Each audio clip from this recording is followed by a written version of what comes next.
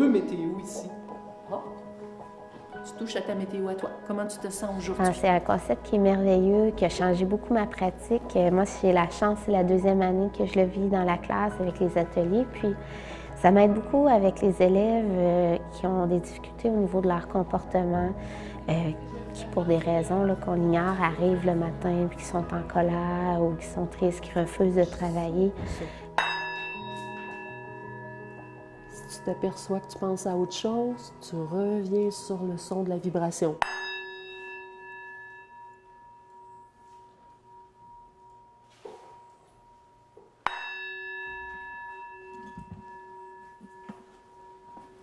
C'est un moyen de les calmer, c'est un moyen de les ramener sur ce qui est important, parce que souvent ils partent sur plein de choses, puis là, au bout, on prend un moment, on s'arrête, ça permet de se recentrer sur le travail au lieu d'être éparpillé par tout ce qui se passe autour.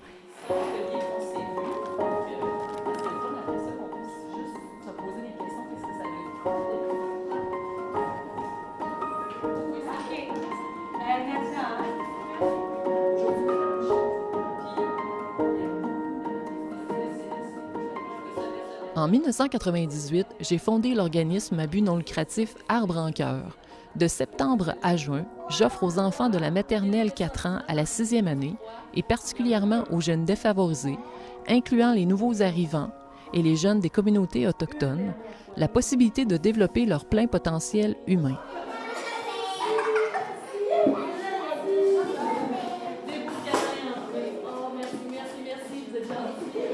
Par l'entremise de la météo intérieure, j'aide l'enfant dans le développement d'une image positive de lui-même, et ce, dès le plus jeune âge. Voilà, c'est ça la respiration. Je vais demander à tous les amis de vous lever debout. Souffle par la bouche. Avec ce magnifique programme, j'ai le souhait sincère de venir pallier la pauvreté intérieure des enfants.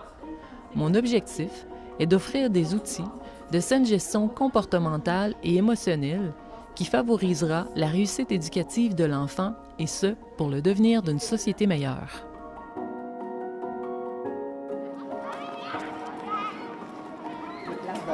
Ceux qui déplacent de l'air, nos anxieux, on a des enfants... Le concept de la météo intérieure de l'organisme Arbre en cœur est un programme universel applicable de la petite enfance à l'âge adulte.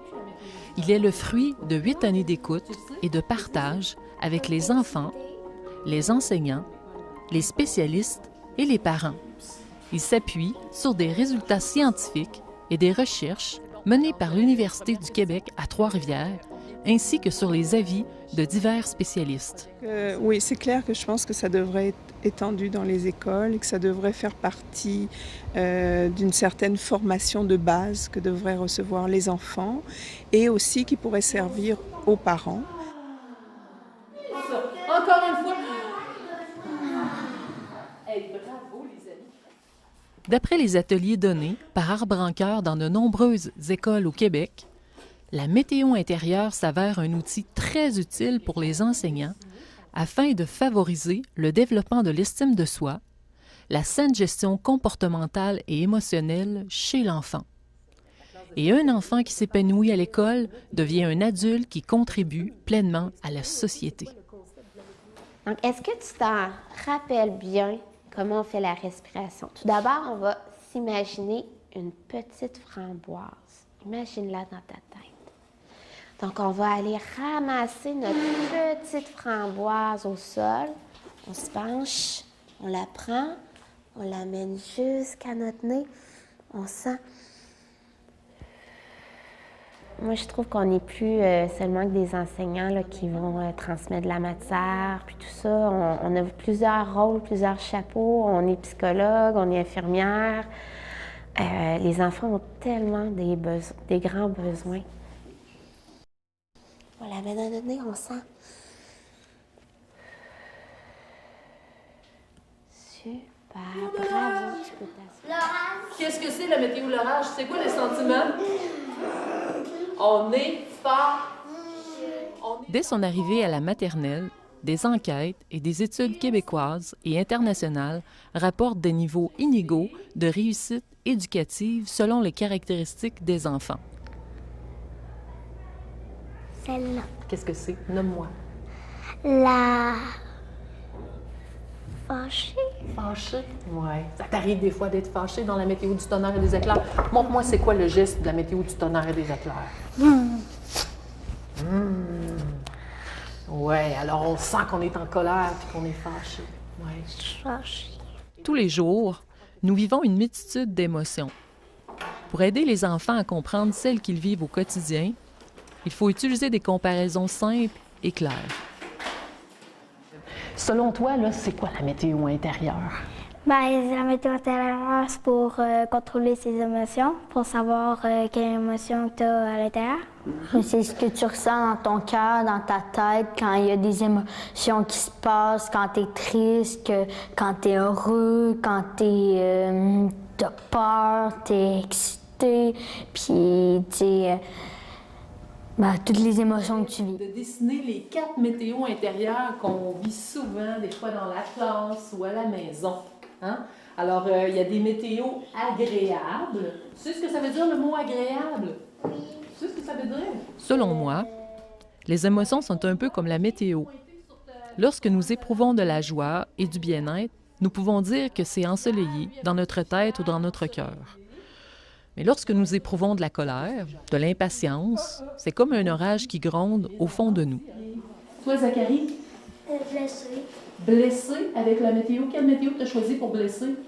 Pluvieux. Pluvieux, oui. La comparaison des émotions avec la météo s'avère particulièrement appropriée lorsqu'on parle à un enfant. Celui-ci comprend rapidement le principe et adhère facilement aux images. Il devient ici capable de visualiser son propre comportement. Alors, montre-moi, toi, quand ça t'arrive, comment tu respires quand tu es dans une météo d'orage, de tonnerre et d'éclairs. Oh! Y avez-vous vu ça? Très bien. Je m'attendais pas à une si belle présentation. Merci. On l'applaudit.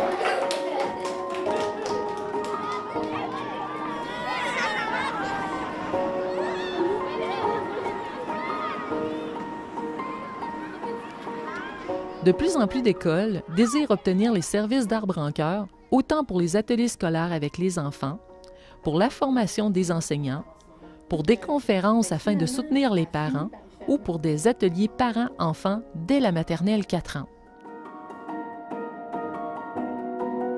C'est un programme que les enseignants attendaient. Quand j'en ai parlé, les gens attendaient ça, ce type de formation-là et d'entraide en classe pour les enfants. C'est sûr que ça a un impact sur eux dans leur quotidien. Je pense que c'est important que les enfants puissent apprendre à reconnaître leurs émotions à travers les différentes situations quotidiennes dans une école, dans la classe, en contexte d'enseignement, en contexte de jeu à l'extérieur. Je pense que c'est important que les enfants puissent bien reconnaître les émotions qu'ils vivent et bien les gérer. Puis je pense que ton concept de météo intérieure est important à ce niveau-là. C'est comme si c'était le monde. Et puis tout le monde, on doit vivre dans ce fameux cercle-là. Puis toutes sortes de météo, puis juste le fait de rentrer en contact, ça change encore, ça change encore, ça change encore. Et en fait, je me suis rendu compte que si on faisait attention à la manière dont les enfants vivaient leurs émotions, tout à l'heure j'ai vu Océane qui pleurait, puis ça m'a touché. C'est quelque chose d'important quand vous vivez des émotions. Les gens ne se rendent pas compte à quel point les émotions vont être un promoteur de l'apprentissage, mais en même temps quelque chose qui va bloquer l'apprentissage. Un enfant, quand il vit des émotions, il est totalement impliqué par ses émotions. Et plus ces émotions sont fortes, plus tout son être est totalement dédié à la gestion des émotions. Donc, si on ne tient pas compte de ce que l'enfant vit, et je sais que parfois pour les enseignants ça peut être difficile parce que s'ils ont 26 ou 28 élèves dans la classe, ce n'est pas évident. Ça demande une gestion de groupe. Mais de ne pas faire attention à l'émotion des enfants, c'est comme si on essayait de remonter une rivière en crue avec un kayak. L'enseignant va à ce moment-là avoir beaucoup de difficultés à faire passer ses apprentissages. Quand L'enfant a une capacité de réguler ses émotions, soit tout seul, soit avec l'aide de son environnement, dont le professeur. À ce moment-là, il devient disponible pour apprendre. Et l'émotion va venir renforcer aussi bien son envie, sa motivation pour apprendre, que sa capacité de mémoriser ce qu'il apprend en classe. Donc l'émotion est un vecteur fondamental pour l'apprentissage. Inspire lentement. Encore une fois, inspire. Excellent, une dernière fois. Excellent. Bon, c'est correct, là? Tu l'as bien fait. Bravo. Pour moi, c'est un nouveau moyen, puis ça donne tellement bien cette année avec le groupe que j'ai, qui est très agité, puis qui est quand même qui est demandant là, au niveau de gestion de classe. Pour moi, ça a été comme, là, ce qui est arrivé, là, c'est comme un moyen. J'ai essayé plein de choses, plus ce moyen-là, mais c'est vraiment, ça part d'eux, et que c'est vraiment un moyen que je trouve qui est rassembleur aussi, qui intervient sur le groupe, pas juste sur un élève.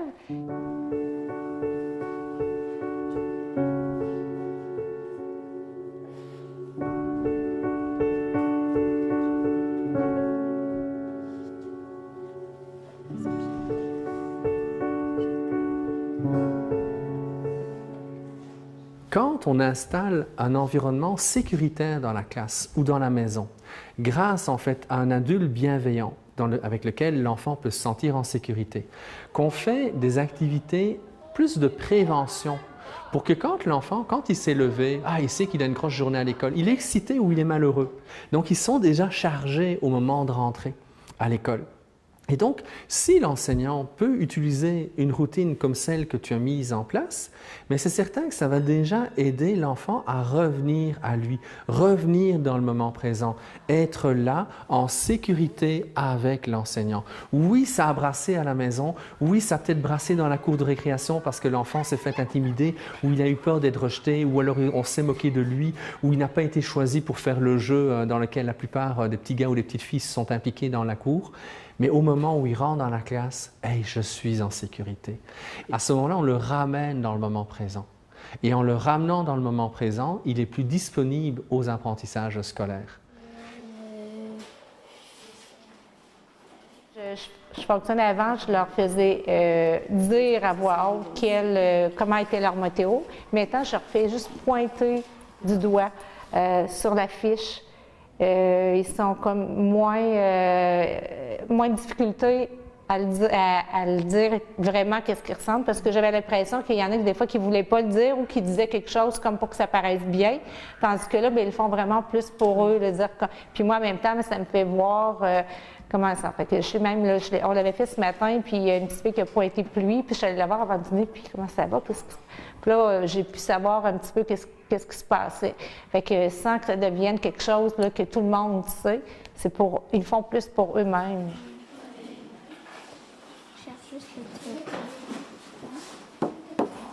Alors, je vois qu'il y en a plusieurs qui sont ambivalents entre deux choses. Oui. Alors, peut-être des fois, ça peut être comment tu sors à la maison, comment à l'école, puis ça peut être deux sentiments là, que tu vis. Toi, la donnée, tu sens comment? Aujourd'hui, là, vous le savez, je vous l'ai dit ce matin, Tout arc-en-ciel. j'ai un gros soleil. Et on expire.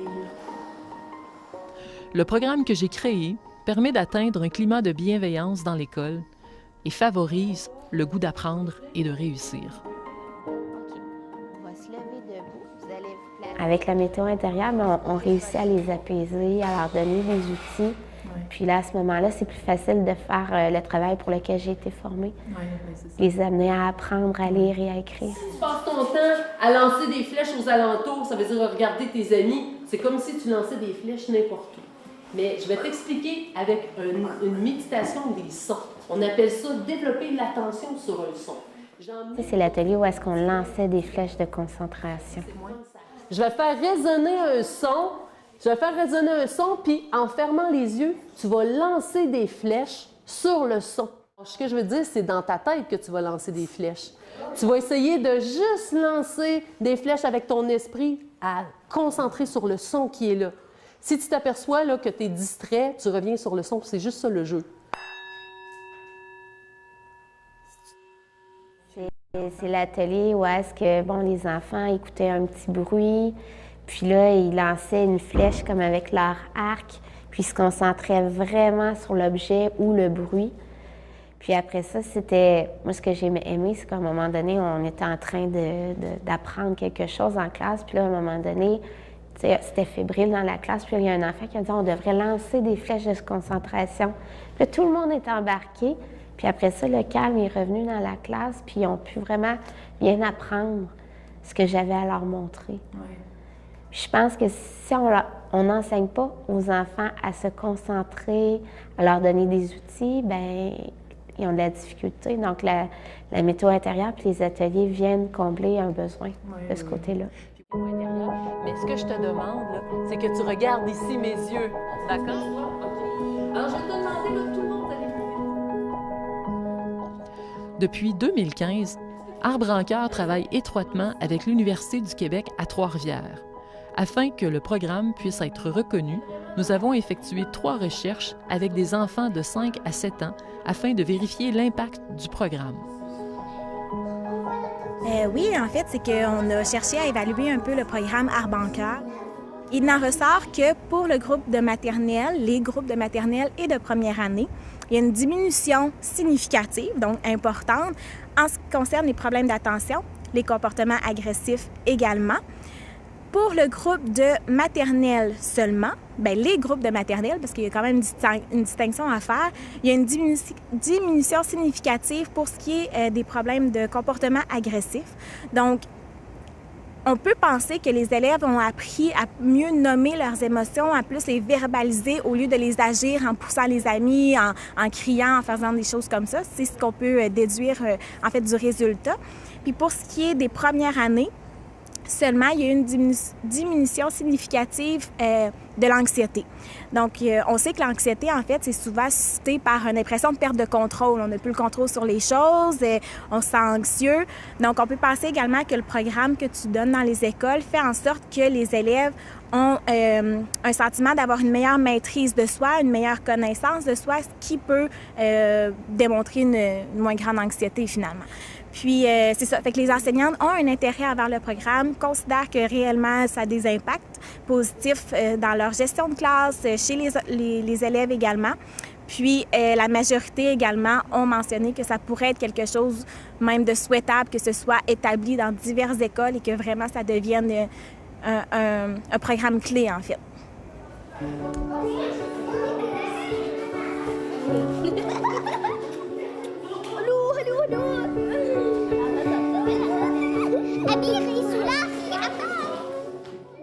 La diversité des besoins est très présente dans les écoles primaires. Simplement penser aux nouveaux arrivants, aux élèves en difficulté d'adaptation ou d'apprentissage, ou ceux issus de milieux économiquement défavorisés, nous rappelle l'importance de s'adapter afin de promouvoir l'égalité des chances et l'équité sociale. Ici, à l'École Curie-Chamberlain, il y a une belle diversité en termes de clientèle. Des élèves de maternelle jusqu'à 6e année. On a 2 classes de francisation, on a 2 classes d'enfants autistes. Donc, ton animation se fait dans toutes les classes de l'école et on touche différentes catégories d'élèves avec différents besoins. Mais ta météo intérieure est bonne. Tu as réussi, je pense, à vraiment l'associer à chaque clientèle pour bien passer le message, autant pour les autistes que les enfants de la francisation qui nous arrivent de pays migrants. Donc, et aussi notre clientèle régulière de notre école de quartier. Et ensuite, on est dans la météo du vent. Souffler. C'est quoi le sentiment de la météo du vent? Souffler. Qu'est-ce que c'est le sentiment? Souffler. Oui, souffler, mais le sentiment, elle a fait... On se sent comment quand on est... Excité. Comment? Excité. Tout le monde, on le dit. Je m'appelle Marie-Ève Leduc, je suis enseignante en classe d'accueil à l'École Curie-Chamberlain. C'est dans ma classe ici, dans la classe de ma collègue, qu'on accueille les nouveaux arrivants. On a beaucoup de Syriens, des Colombiens, des enfants du Burundi, du Congo. Puis on en accueille constamment pendant l'année, ça roule. Ça représente beaucoup parce que je trouve que c'est des enfants qui ont des passés souvent très difficiles. Puis de mettre des mots et Des images surtout, sur des émotions, mais c'est un beau cadeau qu'on leur fait. C'est dans une société où je trouve on nomme pas souvent ça, où on prend pas beaucoup de temps d'enseigner ça aux enfants. Je trouve ça essentiel. Puis j'ai le goût de continuer puis de poursuivre dans ce sens-là. Et toi? Même encore, j'en ai qui ne parlent pas français, mais ils sont capables d'aller me pointer le soleil ou la pluie, puis on le fait aussi avec nos mains, la pluie, le soleil, puis ça c'est sûr que ça aide beaucoup.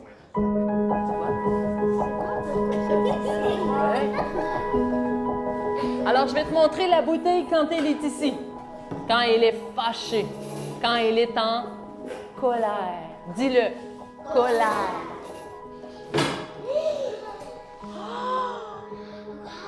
Wow! Alors, la bouteille, elle est en colère. Elle est fâchée.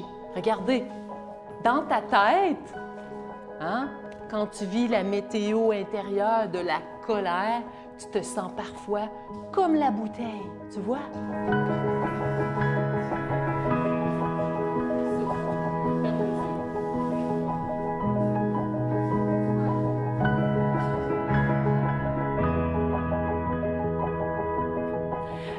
Moi, je suis enseignante dans une classe d'élèves TSA au niveau primaire.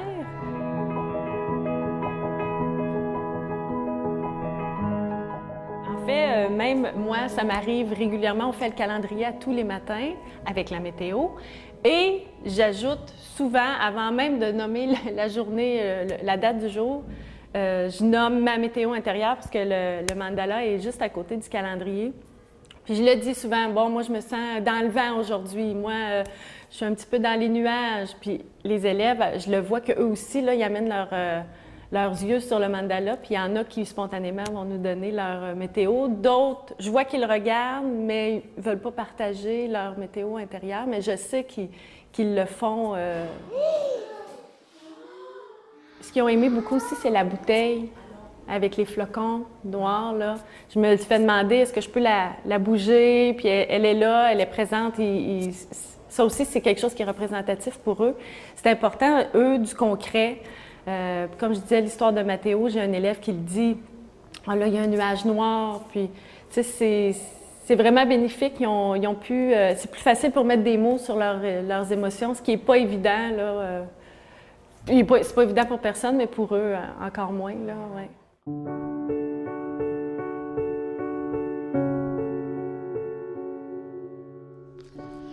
Le rôle des parents est essentiel au développement global de l'enfant et à sa réussite éducative.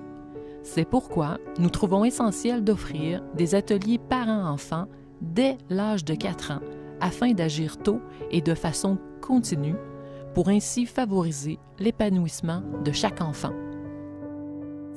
Moi, je trouve que les parents, à chaque fois qu'ils sortent des ateliers, le cœur est ouvert. Ça, c'est... Puis j'ai vu des parents réagir avec le sourire, avec les yeux dans l'eau. Puis j'ai été étonnée de voir leur réaction parce que tu les as touchés vraiment dans ce qu'ils voudraient faire avec leurs enfants. Puis des fois, ils ne sont peut-être pas outillés nécessairement pour le faire. Puis là, ils le font avec eux autres. Puis je trouve que ça donne une meilleure approche par rapport à l'école. Des fois, ça se peut qu'ils aient vécu eux autres mêmes des moments très désagréables à l'école. Et le fait qu'ils reviennent à l'école, mais c'est du côté, pas apprentissage, c'est côté plus cœur, plus approche avec de l'amour, beaucoup avec du respect. Des fois, ça peut amener une très grande différence avec les parents. Ils peuvent collaborer beaucoup plus avec nous.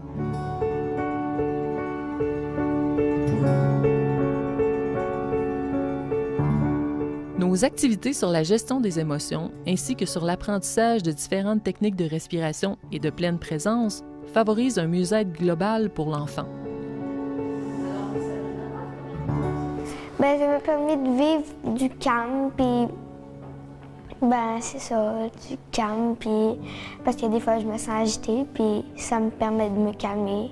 Des fois quand je suis triste ou quand je suis fâchée. Oui, tes pensées sont dans ta respiration. Tandis que quand tu respires les yeux ouverts, tes pensées sont peut-être en train de regarder ailleurs. Quand que je sais que je suis, admettons, en tornade, ben, je peux savoir que je suis en tornade, fait que je peux me calmer puis me contrôler. Ouais, des fois, je fais le truc avec la respiration du ventre avant d'aller me coucher, des fois. Ah oui? Oui, des fois quand je suis agitée.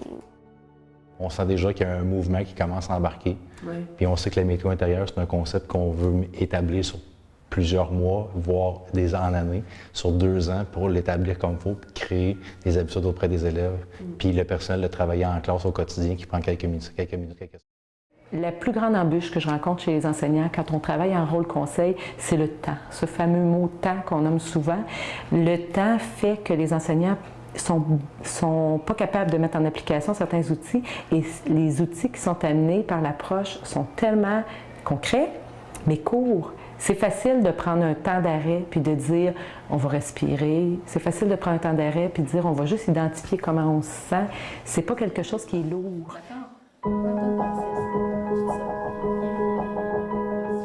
Jusqu'à notre nez, on sent.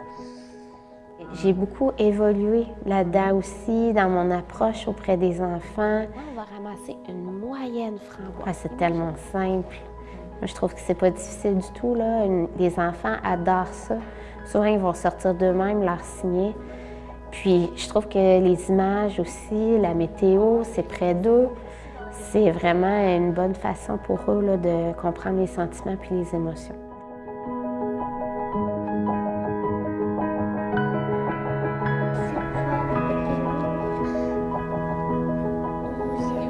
C'est quoi les sentiments?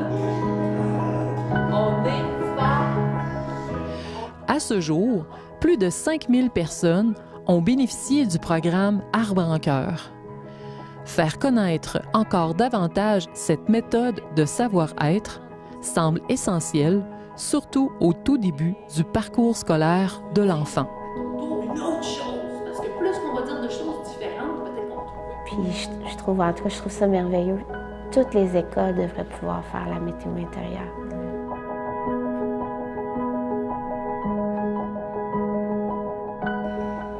Je t'aime, mon ami.